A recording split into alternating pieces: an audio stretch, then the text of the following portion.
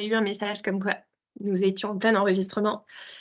Voilà, comme ça, si on peut vous retransférer le lien, ce sera super. Je vais vous partager un PPT, donc moi, je ne vous verrai plus. Donc, vous m'en voulez pas, je verrai que mon diaporama à ce moment-là. La première partie du webinaire, c'est une présentation. Et ensuite, on garde un temps important de FAQ un petit peu sur le modèle de nos derniers webinaires, si vous étiez là pour le dernier qu'on a organisé à la FEMASORA. Donc, c'est parti. Je lance le PowerPoint. C'est bon pour tout le monde? Vous voyez mon diapo? Je me lance. Oui, je oui, vois c'est pas bon. vous. Super, merci. On a 2-3 personnes du COPIL, justement, MS Progress de l'équipe de recherche qui sont là aussi, donc c'est top. Comme ça, vous pourrez mettre des visages derrière cette fameuse équipe qui bosse depuis 2022 sur le sujet. Donc, MS Progress, projet de recherche-action qui est porté par la FEMASORA donc depuis mars 2022 et soutenu par ses partenaires historiques. On a aussi des partenaires universitaires que vous voyez en dessous sur cette première slide. Voilà. Donc, MS Progress, qu'est-ce que c'est? Juste, j'ai oublié la base. C'est les règles de ce webinaire. On essaye de couper les micros, s'il vous plaît. Vous posez les questions au fur et à mesure de la présentation dans l'onglet messagerie. Et c'est Philomène et Marion qui vont recenser toutes ces questions et les retransmettre à la fin. OK? Et on pourra répondre du coup à 4 voix à ces questions-là. C'est bon pour tout le monde? C'est parti, j'attaque. Donc, MS Progress, comme je vous disais, projet de recherche-action qui porte sur la création et le déploiement d'un outil d'appui à la démarche qualité en maison de santé. Pourquoi est-ce que la fédération elle s'est lancée sur une telle idée, sur un tel projet? Au cours des différents accompagnements FEDE et aussi au cours de l'expérimentation CEDOV, on s'est rendu compte à quel point vraiment cette thématique de la démarche qualité était difficile à appréhender dans les équipes de soins primaires. Et on s'est dit que ce serait peut-être super intéressant de commencer à réfléchir à un outil qui puisse aider les équipes à aller là-dessus par le prisme de la prise en charge des patients, du soin. Voilà. En parallèle, on a aussi eu ce constat, c'est que la définition des indicateurs pour une maison de santé, pour une équipe pluripro, c'était pas toujours évident. J'ai été coordo d'équipe et par exemple, voilà, quand on rédigeait des protocoles, c'était toujours bonne ambiance, on est à fond. Et puis au moment de l'évaluation du protocole, de la définition de ces indicateurs, c'était pas toujours facile déjà de les définir et en plus de ça, après, de requêter cette information. Que ce soit dans les logiciels pluripro notamment, vraiment cette difficulté à aller sur le codage et le requêtage en fonction des SI que les équipes possédaient. On sentait voilà, une petite gêne de ce côté-là. Donc, on s'est dit, bon, la solution, c'est de réfléchir à des indicateurs avec des équipes, essayer d'aller dans des bases de données qui sont déjà structurées, puisque pour l'instant, on ne peut pas aller dans les systèmes d'info des équipes. Donc, notre outil, c'est quoi? Parce que du coup, il y a 2 grands objectifs pour MS Progress, la création de l'outil et son déploiement. Et à vrai dire, la création, ça y est, on peut presque dire qu'elle est derrière nous. En fait, la création de l'outil MS Progress, elle a démarré en 2022 dans des équipes du Puy-de-Dôme. Voilà, on a rencontré pas mal d'équipes du Puy-de-Dôme pour réfléchir à ces infos-là. Et en 2023, cet outil a été testé dans ces mêmes équipes, forcément, puisqu'elles avaient participé à la création, mais aussi dans 5 nouvelles, pour avoir un regard aussi plus neutre sur l'outil par des équipes qui n'avaient pas du tout travaillé dessus. Donc, vous l'aurez compris, là, en 2024, et ce pourquoi on vous a invité aussi à ce webinaire aujourd'hui, c'est pour l'étape du déploiement qui démarre donc à partir de janvier 2024 et qui se terminera en décembre 2026. Donc, c'est la partie du déploiement de l'outil MS Progress s'étale sur 3 ans.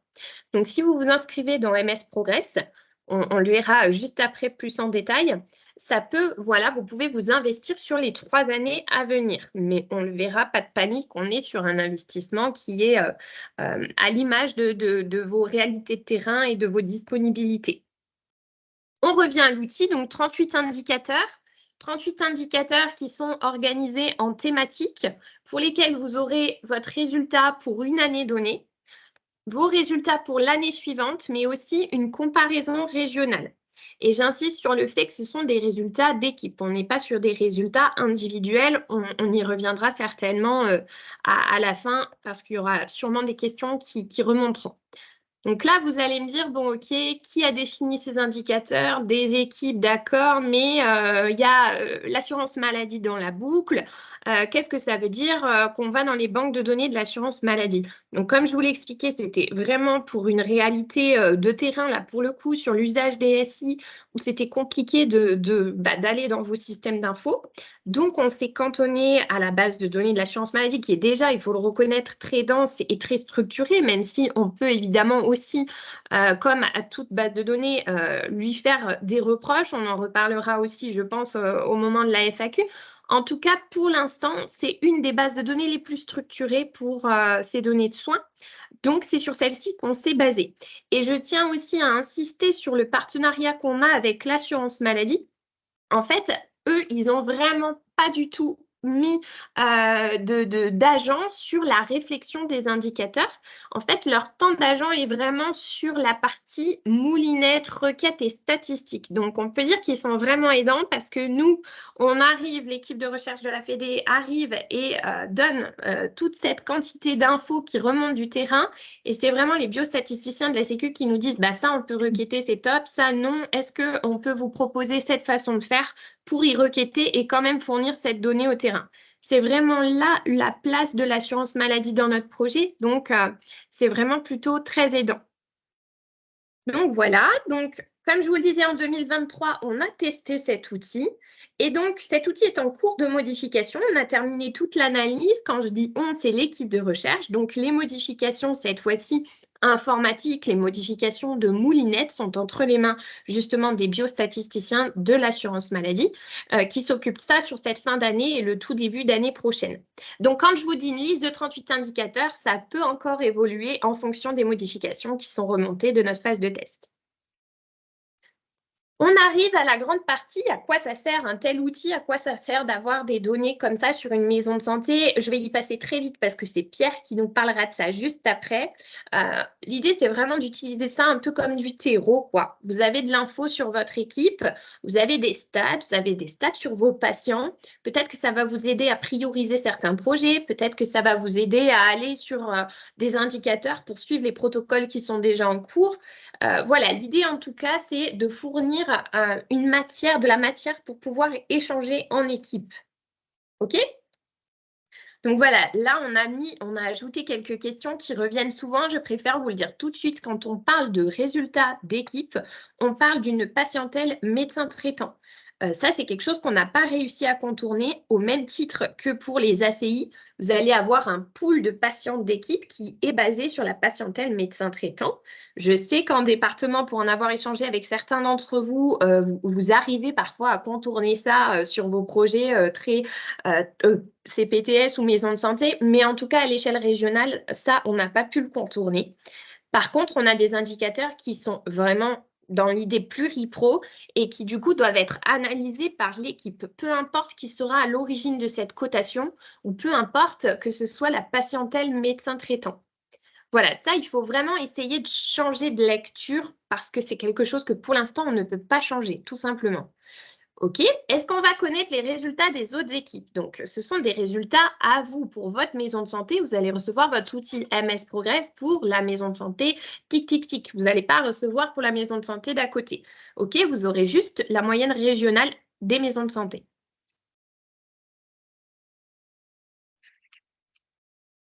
Résumer la démarche qualité à du quanti, ça c'est aussi quelque chose qui peut être dit. Effectivement, parfois, vous nous dites oh, oui, bah, faire du quali avec du quanti, merci, mais non merci. On n'est pas en train de dire que MS Progress, c'est l'intégralité d'une démarche qualité d'une équipe. Pas du tout. La démarche qualité, on voit ça un peu comme une fleur, il y a différentes pétales et chaque pétale, c'est une manière d'aller sur la démarche qualité. Nous, à la fédération, évidemment qu'on infuse la démarche qualité au travers de tous les axes qui sont dans le cahier des charges ACI et dans les autres thématiques que vous abordez. Mais en tout cas, celle qu'on vous propose, là, c'est par le prisme du soin et c'est par le prisme des indicateurs quanti. Ça ne veut pas dire qu'il faut arrêter ce que vous faites déjà dans vos équipes. Donc voilà, on reparlera de l'histoire des données de l'assurance maladie si ça vous traque. Pierre, je te laisse la parole sur l'usage de ces données et pourquoi des indicateurs dans les bases de données de l'assurance maladie. Oui, merci Claire. Et bonjour à chacune et à chacun. Je crois que c'est enfoncer une porte ouverte que de dire qu'aujourd'hui les indicateurs deviennent très très importants et pas qu'en soins primaires, un peu dans la totalité de la société, ne serait-ce que les Nutri-Score pour en citer un, mais beaucoup de choses en fait qui marquent la qualité des services qui sont fournis. Jusqu'ici, en soins primaires, on a eu assez de chance puisqu'on n'a pas été trop tracassé par ces choses-là, à part bien sûr la ROSP pour les médecins, voire quelques indicateurs dans l'ACI, mais qui sont tout de même relativement à la marge et qui sont très très loin de ce qui se passe dans le secteur hospitalier, par exemple, où ils sont beaucoup plus soumis que nous à des indicateurs. Et donc, il est très certainement probable, enfin nous sommes nombreux à le penser, que ça ne va pas tarder à arriver dans les soins primaires, particulièrement avec les évolutions des types de rémunération. Ça va changer, en tout cas pour plusieurs raisons. La première, c'est pour nous, c'est l'important de pouvoir prouver ce qu'on fait, montrer ce qu'on fait, montrer qu'on fait de la qualité, et non seulement le montrer au pouvoir public, mais aussi le montrer aux représentants des patients. La représentation des patients est quelque chose qui se développe très vite en France, avec France Asso Santé, mais avec d'autres structures aussi. Et bien entendu qu'ils ont à droit de nous demander ce qu'on fait et de nous prouver qu'on fait quelque chose de bien, quoi. Donc pouvoir analyser toutes nos pratiques, les améliorer et démontrer qu'on le fait, je pense que c'est quelque chose qui devient très très important. Le deuxième, c'est aussi pour nous, la deuxième raison, c'est de créer nous-mêmes les conditions de cette analyse pour éviter, on a connu ça, les vieux comme moi ont connu ça par le passé, des gens bien fondés, bien intelligents au ministère ou à l'assurance maladie qui vous font des usines à gaz pour essayer de démontrer que vous faites quelque chose. Et donc, plus nous anticiperons sur ces manières de travailler, sur ces manières de montrer que nous faisons de la qualité, je pense qu'on pourra éviter que des usines à gaz se montent sur notre dos. Donc, je crois que c'est vraiment le sens de l'histoire des soins primaires. Et que ça devient essentiel pour toutes nos équipes d'apprendre à travailler avec des indicateurs et de pouvoir démontrer que la qualité des soins est là, mais non seulement la qualité des soins, mais aussi la progression dans la qualité des soins. Voilà Claire, ce que je pouvais dire sur ce sujet. Merci Pierre. N'hésitez pas à poser vos questions et Pierre se fera un plaisir d'y répondre. On avance. À toi Manu. Allez, bonjour à tous. Alors, à qui s'adresse le projet MS Progress, hein? Avant tout aux maisons de santé en ACI qui ont signé l'ACI avant le 31 décembre 2022. Pourquoi pas après? Parce qu'on n'a pas trop de données de référence en amont, on n'aurait pas assez de données de référence en amont. Il faut être bien évidemment une équipe volontaire pour participer au projet. Alors, il y a une petite.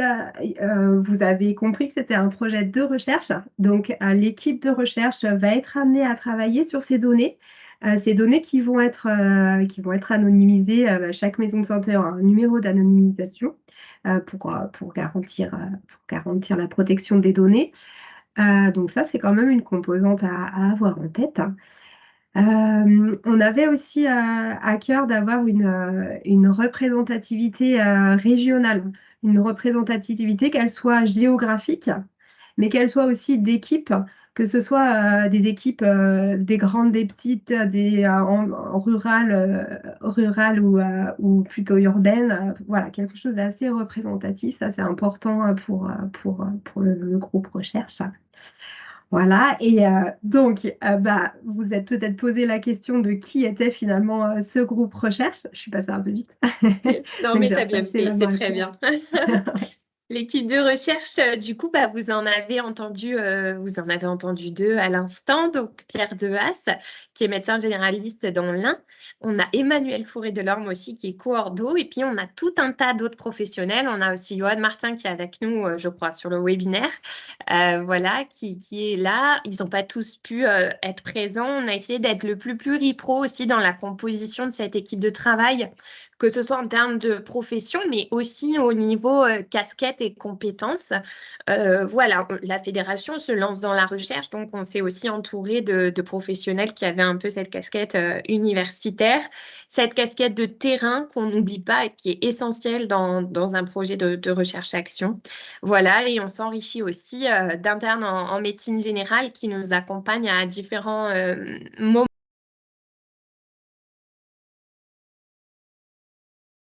On t'entend plus, Claire? T'as coupé ton micro, tout bêtement. Vous m'entendez? Oui, c'est bien. Ah, pardon. Oh là là, mince. Je parle dans le vide depuis tout à l'heure alors. Non, pas du tout. On t'a perdu à l'arrivée des internes de médecine. Ça marche. Bon, alors du coup, tout le PPT a recommencé. Génial. Bon, c'est les couacs du webinaire, hein, je suis désolée.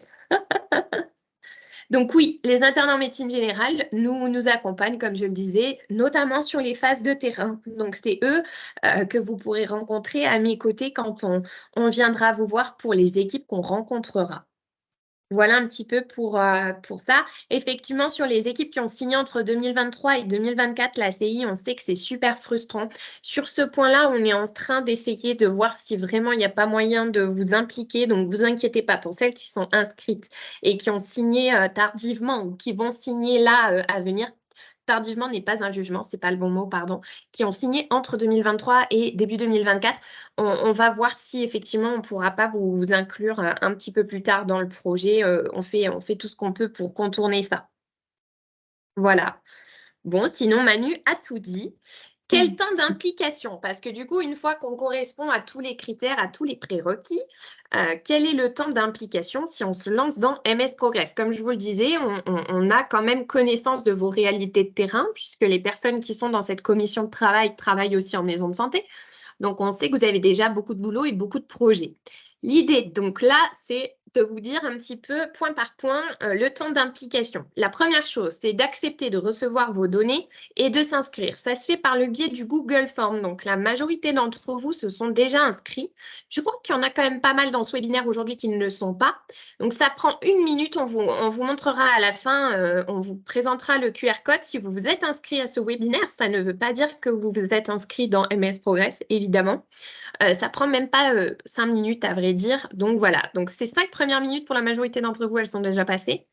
Ensuite, vous allez recevoir votre outil, vous allez l'analyser en équipe. Ça va vraiment être propre à chacun d'entre vous. Vous n'aurez pas de lien avec l'équipe de recherche. On estime ça à peu près 1 heure de temps dans votre équipe, plus ou moins en fonction de vos envies. Est-ce que c'est en AG, en réunion mensuelle? Ça, c'est votre popote d'équipe, vous gérez. Après cela, une fois que vous allez choisir 3 indicateurs dans la liste, parce que effectivement, quand on va déployer l'outil, on va vous demander d'en identifier 3, parce que ça n'a absolument aucun intérêt de regarder les 38. Hein. Effectivement, ça, ce n'est pas une réalité de terrain, par contre. Donc, on va vous demander d'en choisir 3 et de nous donner les raisons pour lesquelles vous avez choisi cela. Et ça va se passer par un petit coup de téléphone ou une petite visio qui durera entre 15 et 20 minutes. Donc, en lien soit avec votre référent de projet MS Progress, soit en lien avec un petit copil, mais en tout cas, il faudra que ce soit court.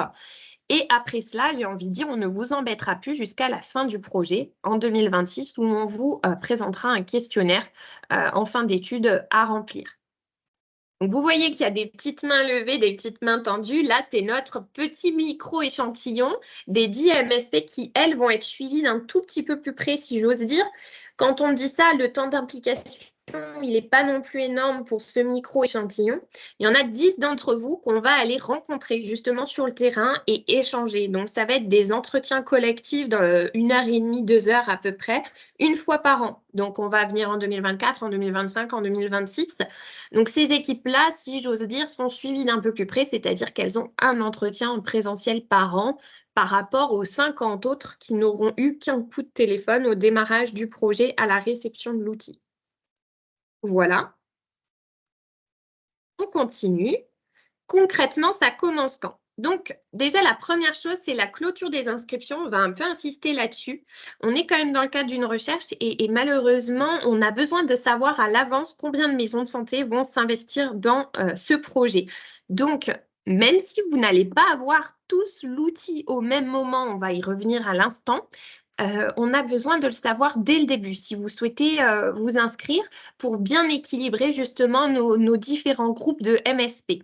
Il va y avoir aussi un gros temps de collecte des consentements. Comme on vous l'a dit, on est dans le cadre d'une recherche. On va vous demander d'avoir un regard sur vos analyses. Donc ça, il faut que ce soit complètement transparent, que vous soyez OK avec.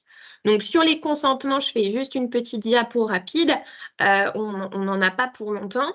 On va observer vos données, donc la table que je vous ai présentée tout à l'heure, l'équipe de recherche va analyser ces données. Bien sûr, en parallèle, on est en lien avec des biostatisticiens de l'Université de Clermont-Ferrand pour analyser ça, parce que bon, en statistique, nos compétences s'arrêtent un peu. Donc voilà, on va regarder l'évolution en lien avec eux.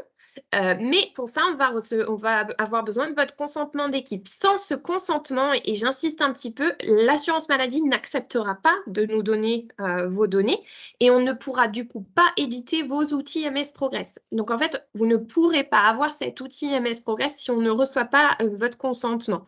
Par contre, ce sera assez facile, c'est-à-dire qu'on enverra un PDF et on va tout faire pour que ce soit de façon dématérialisée et une signature électronique pour faciliter le circuit.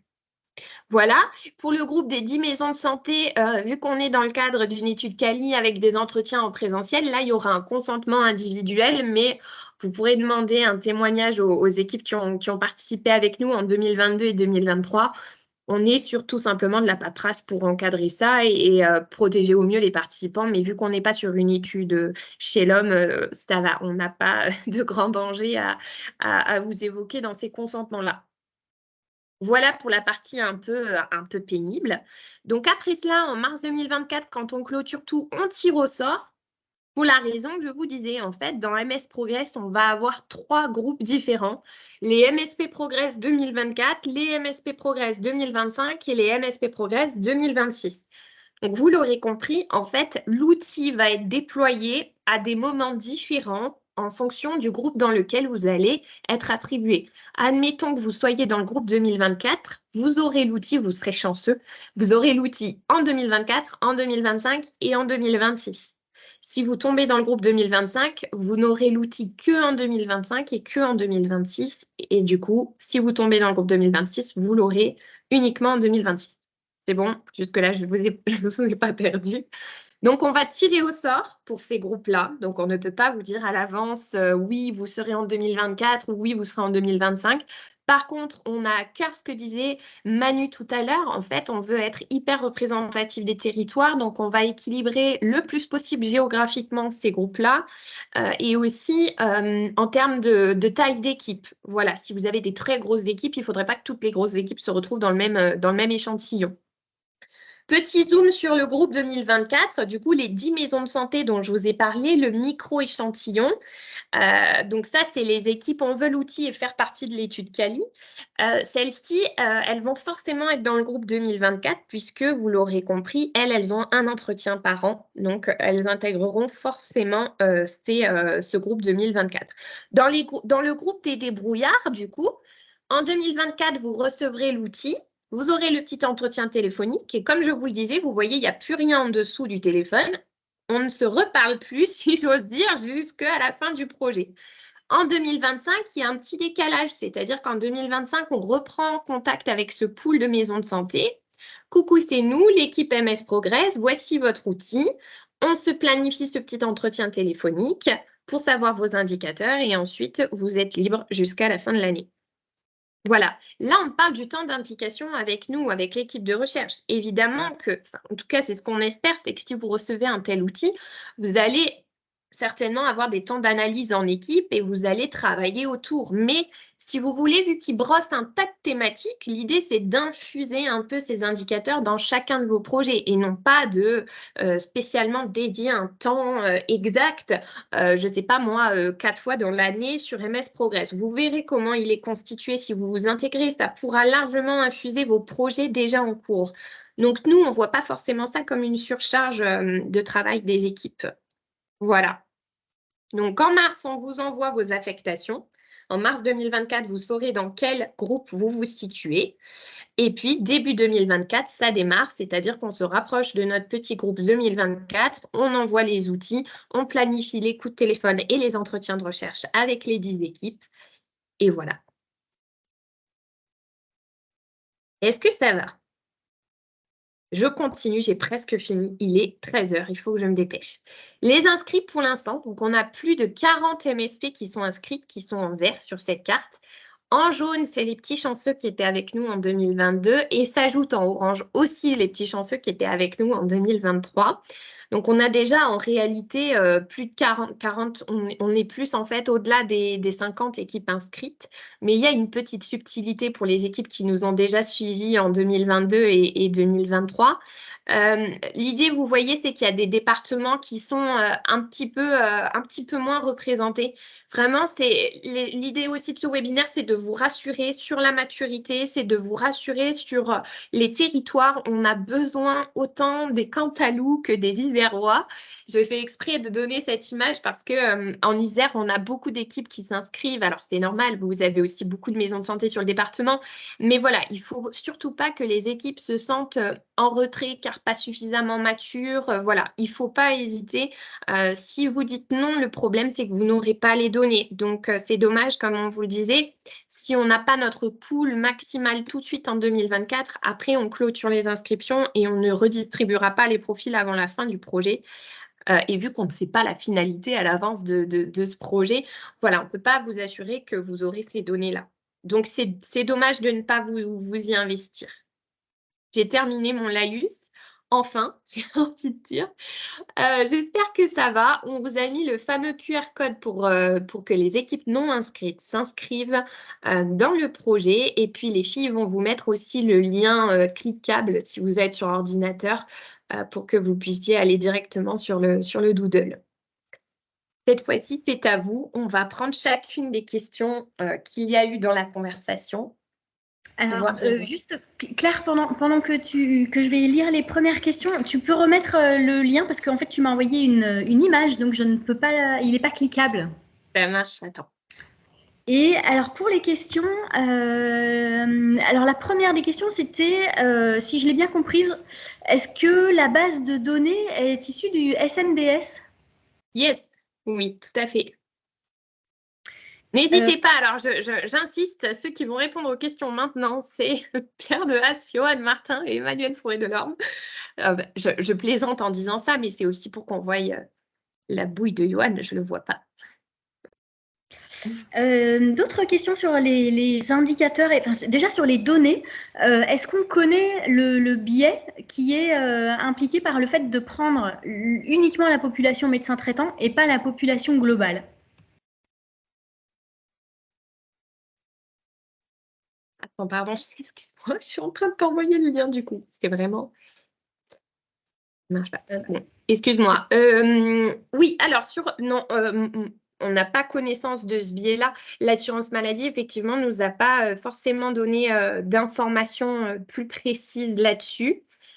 Donc non, on a essayé, vraiment, on a essayé d'aller sur la patientèle plus large. Il faut reconnaître aussi qu'il y a quand même une variabilité des maisons de santé sur cet aspect-là. Par exemple, des maisons de santé un peu plus isolées, les paramètres ont un rayon qui vraiment s'élargit beaucoup autour de la patientèle médecin traitant. Et puis parfois, on a des maisons de santé où au contraire, la patientèle paramètre et médecins traitants se recoupent beaucoup. Mais en tout cas, non, on n'a pas de visuel là-dessus. Je ne sais pas si vous voulez compléter, Pierre et Johan. Non. Alors, on passe à la suite. Alors justement, on nous demandait qui va avec la question qui vient d'être posée là, les 38 indicateurs, est-ce que c'est possible d'avoir la liste? Oui, voilà, c'est ça. Oui, pardon, c'est pas très clair. En fait, vous aurez toujours votre liste des 38. Nous, au début de MS Progress, on va vous demander d'en choisir 3. Donc, vous avez compris en fonction de l'année dans laquelle vous allez vous intégrer dans le projet, parce qu'on sait que ça n'a pas de sens, et notamment au travers d'autres expérimentations qui ont déjà eu lieu autour des indicateurs, ça n'a pas de sens que vous en travailliez plus que 3, en tout cas, dans nos réflexions. Mais par contre, vous aurez toujours les résultats des autres. Donc, si jamais vous voulez faire évoluer aussi vos indicateurs et vous concentrer sur un autre indicateur 1 an et demi après, vous pourrez le faire. Alors, je me demande si tu n'es pas trop forte en suspense et si la question ne portait pas sur avoir justement une liste des indicateurs aujourd'hui. Voilà. Ah, pardon! Ah non, ça, c'est pas possible! Non, alors on ne va pas vous donner la liste tout de suite. La liste, c'est que pour ceux qui s'inscrivent. Non, la liste, c'est que pour ceux qui s'inscrivent. Et en plus, à vrai dire, on n'a pas la liste finale là tout de suite, puisque comme je vous le disais, on est en train d'appliquer les modifications de la liste de la phase de test. Donc, on n'a pas encore la liste officielle qui n'arrivera que courant janvier. Mais de toute façon, on ne la déploiera que si vous êtes inscrit dans MS Progress. Donc voilà. Super, donc je prends la suite des questions de Marion. Ensuite, on avait une question sur le rôle des internes de médecine générale dans le comité de pilotage MS Progress. À quoi ça sert, Claire, d'avoir des internes de médecine générale dans ton équipe? C'est trop chouette déjà. Alors du coup, pour vous rappeler l'équipe, donc c'est des professionnels de santé qui travaillent en maison de santé. Donc même s'ils sont habitués à bosser avec nous sur la fédé, etc., ils ont aussi leur activité habituelle à côté. Donc ce groupe-là se réunit une fois par mois. Moi, je suis sur le projet aussi, c'est une de mes missions majoritaires sur mon temps de travail. Mais par contre, quand on va sur le terrain, c'est hyper important qu'on soit au moins deux. Et du coup, les internes en médecine générale, d'une, ça leur permet de découvrir un peu plus cette activité en pluripro et au travers de projets comme ça, c'est une bonne manière de découvrir aussi ce dans quoi ils pourraient être impliqués lorsqu'ils seront installés. Et deuxièmement, c'est aussi pour une rigueur scientifique que nous sommes deux, en fait, hein, tout simplement pour recueillir les données. Ensuite, on est deux à coder et analyser les entretiens. Donc voilà, on recoupe toujours tout à deux pour pouvoir être rigoureux scientifiquement aussi. Voilà, plus sur l'aspect méthodo. J'espère que ça répond à la question. La CPTS du Vercors nous demande comment est-ce qu'on choisit les équipes qui seront suivies de manière annuelle. Alors, comment est-ce qu'on choisit? Donc, c'est vraiment tirage au sort. C'est ça, pardon, excusez-moi. Randomisation, c'est le terme, mais nous, on va dire tirage au sort. On va tirer au sort tout en ayant quand même des critères, comme je vous le disais. Répartition géographique, donc on va faire en sorte que dans chaque groupe, il y ait au moins une maison de santé de chaque département. Bien sûr, dans la mesure des inscriptions. Si on n'a qu'une seule équipe sur un département, elle va se retrouver dans un groupe, on ne sait pas à l'avance lequel, mais voilà. Mais en tout cas, ce sera à peu près voilà, une équipe par département au minimum. Il y a des départements où vous êtes très nombreux. L'Isère, l'Ain, donc là, par exemple, il y aura peut-être plusieurs équipes qui seront dans chaque groupe, forcément. Mais du coup, voilà, ce sera vraiment un tirage au sort. Et on fait aussi attention à la taille des équipes. Il ne faudrait pas, comme je vous disais, qu'on se retrouve avec des très grosses équipes toutes dans le même groupe et des toutes petites dans l'autre. On essaye de répartir. On a aussi des critères liés à la typologie de vos territoires, maisons de santé rurales, QPV, urbains et semi-urbains, où on va essayer d'être le plus équilibré possible. Bon, vous l'aurez compris, on a 60 équipes, donc on ne va pas non plus aller trop loin dans ces mesures-là, parce que sinon, ça va trop avoir un impact sur notre tirage au sort. L'idée, c'est qu'on reste vraiment quand même sur le hasard. Il y a des personnes qui nous posent la question également de savoir quelle est la différence avec les ROSP. Peut-être qu'on peut déjà réexpliquer ce que sont les ROSP dans un premier temps et expliquer quelle est la différence sur le projet MS Progress. Yes, je veux bien laisser Pierre, s'il est toujours là, ou Johan répondre à cette question. Oui, la ROSP, c'est un élément qui s'appelle une rémunération sur objectif de santé publique qui ne concerne actuellement que les médecins. On peut espérer que ça concerne les autres professions aussi au fur et à mesure. La différence, c'est qu'il y a tellement d'indicateurs dans la ROSP que la plupart des médecins ne visent aucun indicateur, mais laissent faire les choses et travaillent comme d'habitude en espérant qu'ils vont toucher le pactole à la fin de l'année, en quelque sorte. Là, c'est très différent parce qu'on part vraiment sur un objectif dans MS Progress qui est limité, puisqu'on se limite à 3 indicateurs maximum. Moi, je suis partie des gens qui ont toujours pensé qu'à plus de 3 indicateurs, ça se noie. On le voit non seulement dans la ROS, mais on le voit aussi dans la CI. On l'avait aussi dans l'article 51. Dès qu'il y a plus de 3 indicateurs, les équipes ne peuvent plus y arriver, quoi. Il faudrait pratiquement faire un nombre de réunions qui serait quasiment tous les jours pour travailler sur chacun des indicateurs. Donc c'est très différent. La ROSP, il n'est pas dit que les médecins essayent de bouger beaucoup leur pratique, malgré ce que dit l'assurance maladie, alors que là, c'est complètement différent. En plus, la ROSP, c'est quelque chose qui est individuel, alors que là, on est vraiment sur quelque chose qui est collectif, en équipe. Donc c'est assez différent sur le plan culturel aussi. C'est ça, et si je peux ajouter une chose, c'est que il va falloir effectivement dans MS Progress essayer de sortir de cette lecture où c'est la patiente et le médecin traitant, ou ah bah oui, mais là c'est le médecin qui a coté cette donnée. En fait, ce qui compte vraiment, c'est votre analyse d'équipe sur la donnée, peu importe qui est à l'origine de la cotation. Je vous rassure tout de suite, les indicateurs, ils ont été réfléchis par des équipes pluripro. Mais en tout cas, il faut essayer de changer aussi le prisme de cette lecture et qu'est-ce qu'en équipe, on va pouvoir faire pour faire évoluer cet indicateur dans un sens ou dans l'autre. Mais en tout cas, c'est pas une réflexion individuelle. C'est pas moi en tant que médecin, ah bah tiens, je suis mauvais sur la vaccination ou quoi. Non, non, pas du tout. C'est vraiment qu'est-ce qu'on peut mettre en œuvre comme projet d'équipe ou est-ce qu'on n'a pas déjà un protocole dans notre équipe qui nous permettrait de faire évoluer cet indicateur pour la prise en charge de nos patients. J'ai des personnes qui reviennent sur la liste des 38 indicateurs en demandant plusieurs questions. D'abord, dans un premier temps, est-ce que c'est quand même possible d'avoir la liste à l'issue du webinaire, histoire de se faire une idée? Des personnes également qui disent que c'est compliqué de participer et au projet MS Progress sans avoir une idée des 38 indicateurs. Peut-être qu'on pourrait éventuellement donner un exemple de ce qu'il peut y avoir sans révéler la liste top secrète des 38 indicateurs, mais au moins donner quelques items qui puissent vous donner envie de vous inscrire.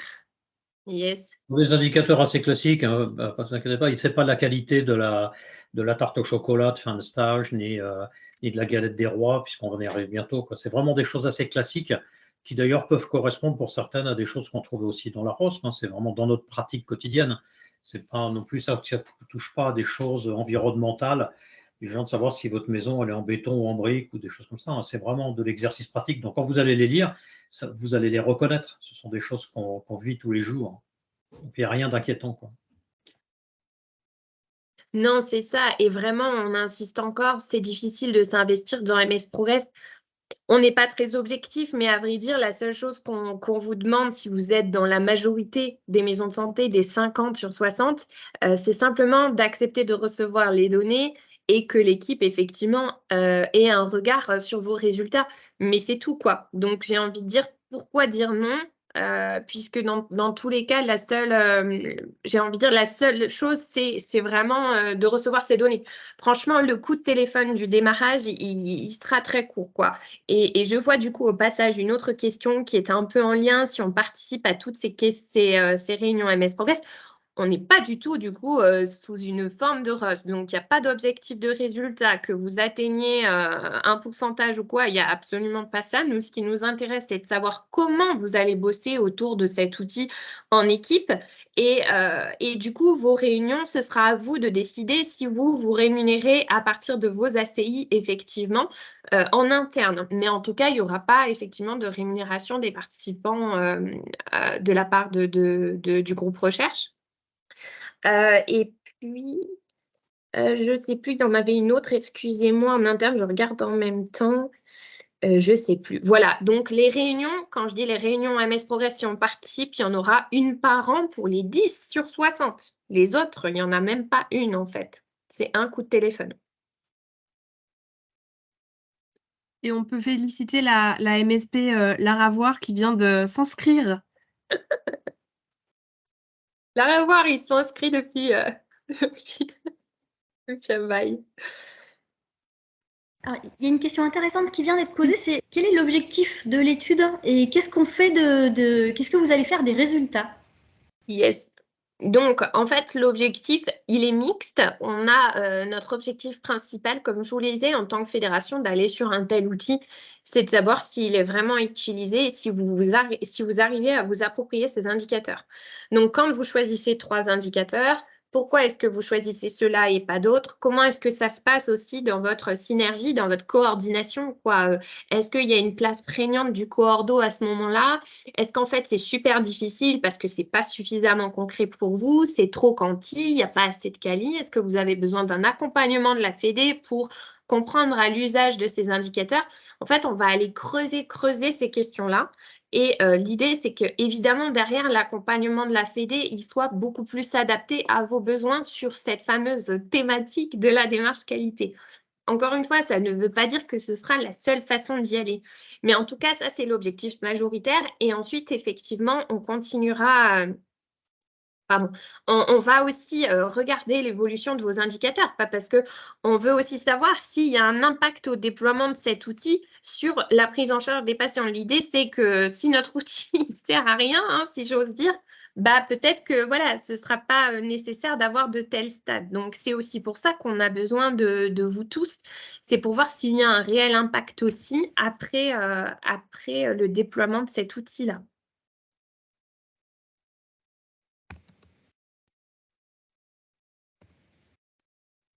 Et juste pour un petit complément, je ne sais pas si vous m'entendez. Oui, Johan, ça y est, te voilà. Bonjour tout le monde. Désolé, mais c'est qu'en fait, j'en suis à ma 3e interface pour avoir du micro. Je suis désolé. Juste pour un petit complément aussi pour les internes sur la question qui avait été posée. En fait, les internes, ils réalisent aussi dans ce cadre-là leur thèse en fait d'exercice.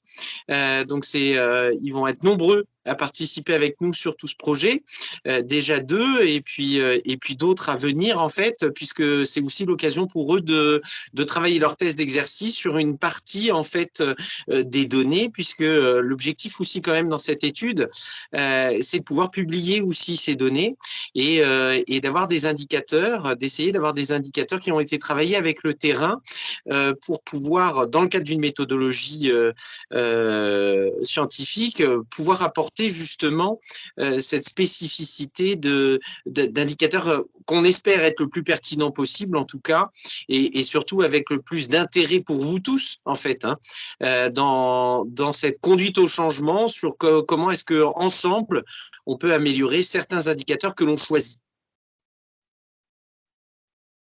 Tout à fait. Et j'en profite du coup pour répondre là à la question aussi qui vient de paraître sur l'émulation et le fait qu'il y a besoin de cette régularité aussi. Alors non, ce ne sera pas une fois par mois l'évolution des indicateurs.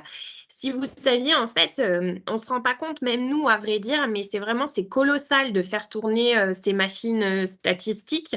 Donc, ce sera une fois par an la mise à jour. Ça, voilà, c'est aussi quelque chose qu'on ne pourra pas contourner pour l'instant. Par contre, si vous mettez en place d'autres indicateurs que vous allez suivre autour de cela, des indicateurs peut-être plus quali cette fois-ci, en tout cas des choses que vous allez définir et suivre dans vos SI, vous pourrez, j'imagine, les suivre plus souvent. Mais en tout cas, ceux-là, ils tomberont une fois par an, oui. C'est pour ça qu'en fait, en 2024, quand vous rentrez en 2024, vous aurez 2 jeux de données. Et en 2023, vous aurez la mise à jour des données. Et, pardon, excusez-moi, en 2025, vous aurez la mise à jour des données. Et en 2026, la mise à jour à nouveau pour pouvoir quantifier votre progression aussi, hein. L'idée, c'est ça, en tout cas, quantifier votre progression, quantifier l'évolution de vos indicateurs. Et on a un super retour de terrain de Marine Taris de la MSP des Dômes dans le Puy-de-Dôme qui nous dit que l'équipe a participé au projet, doutait un peu au début, mais après avoir reçu les premières données, ils y ont vu un véritable intérêt pour la démarche qualité, car ça concerne bien l'ensemble de l'équipe et pas les données de chaque professionnel individuellement, ce qui est vraiment effectivement la richesse du projet. Et ça peut également permettre de réorienter certains projets ou protocoles.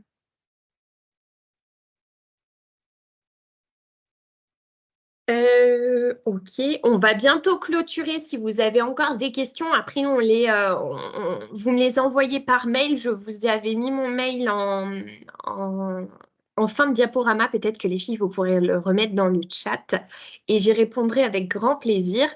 Par rapport aux critères optionnels de l'ACI. Alors, bon, ce critère optionnel de la démarche qualité, il me semble qu'il a 3 degrés, si je ne me trompe pas. Et du coup, nous, ce qu'on vous propose, MS Progress, c'est un jeu de données. Et derrière, ça va être à vous de réfléchir comment vous allez les analyser et si vous allez mettre en place un plan d'action pour faire évoluer ces indicateurs-là. Donc, moi, j'ai envie de dire, en ayant été coordo, que c'est plutôt le plan d'action que vous allez bosser en équipe qui pourra faire partie de ces fameux critères ACI.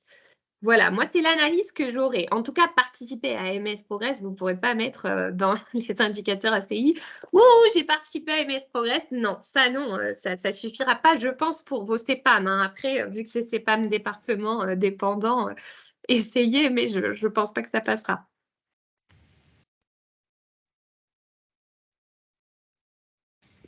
Non, mais comme tu le disais. Pardon, juste il y a une MSP qui demandait si, qui ne savait plus si elle était inscrite ou non. Au pire, elle serait inscrite. Tout à fait. Réinscrivez-vous, c'est pas grave. De toute façon, nous, on tient le listing à jour.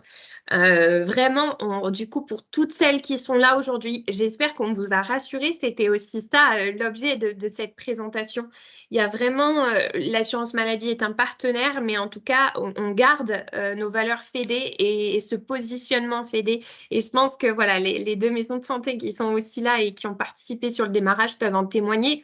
On n'a pas d'objectif à atteindre ou quoi. Là, c'est vraiment vous, comment vous vous appropriez ça et comment vous mettez en place un travail après ça. C'est tout, quoi. Il n'y a pas à chercher plus loin. Donc, voilà. Essayez de vous rassurer là-dessus ou rassurer vos équipes si jamais voilà, vous voulez en rééchanger à plusieurs ensuite. Clôture des inscriptions, je ne sais plus si j'ai été claire, mi-février, fin février, quoi. Donc, plus c'est tôt et mieux c'est, puisque nous, on a un objectif pour le coup de 60, tout simplement pour une question de protocole de recherche, quoi. Si franchement vous êtes plus, ce serait génial parce que ça veut dire qu'on sera encore plus représentatif de la région. Vous êtes tous très différents et je pense que vous en avez conscience, hein, que ce soit en fonction des départements, mais aussi en fonction des organisations de vos patientèles. Donc, plus on en aura des différentes et plus ce sera représentatif. Et nous, c'est ça qui compte aussi, c'est que ça vous corresponde au maximum, quoi. Donc, il nous faut un maximum d'équipes pour vous représenter. Et pardon, Johan, tu voulais ajouter quelque chose? Je t'ai coupé. Non, il n'y a pas de souci. Non, je vois qu'il y a une main qui est levée. Allez-y, poursuivez. Oui, bonjour, je suis Marie-Fab de la Maison de Santé de la Ravoire et je voulais vous dire que si vous souhaitez échanger, on a participé en 2023 et que c'est vraiment super et que si vous voulez échanger, vous pouvez m'envoyer un mail. Je vais mettre mon mail dans le fil de conversation, mais c'est vraiment pas un gros investissement et ça nous a beaucoup apporté. Voilà. Merci Marie.